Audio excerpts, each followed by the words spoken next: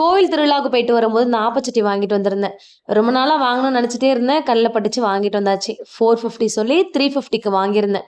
எப்படி சீசனிங் பண்ணணும்னு சொல்லி அந்த கடையில உள்ள பாட்டியே சொல்லிட்டாங்க. அரிசி கழுவுன தண்ணி அப்படி இல்லன்னா வடிச்ச தண்ணி ஊத்தி ஒரு 2 டேஸ்க்கு ஊற வச்சுருங்க அப்படின்னு சொல்லியிருந்தாங்க. அதனால அரிசி கழுவுன தண்ணிய ஊத்தி, தம்பிங்க கண்ணுக்கு படாத இடத்துல ஊற வச்சுட்டேன்.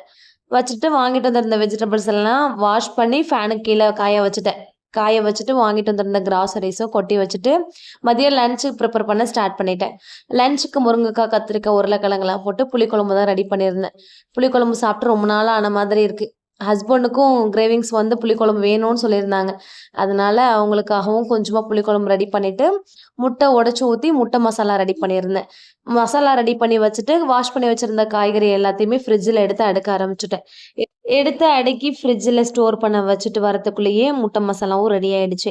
எல்லாமே ரெடி பண்ணி சாப்பிடுறதுக்கு கரெக்ட்டா இருந்துச்சு. மசாலா செம்ம டேஸ்டியா இருந்துச்சு. ஹஸ்பண்டும் கரெக்ட்டான டைமுக்கு வந்துட்டாங்க. அப்படியே எல்லாரும் உட்காந்து சாப்பிட்டாச்சு. புடிச்சா லைக் பண்ணுங்க. நாளைக்கு ஒரு வீடியோல பார்க்கலாம். டாடா! பாய்.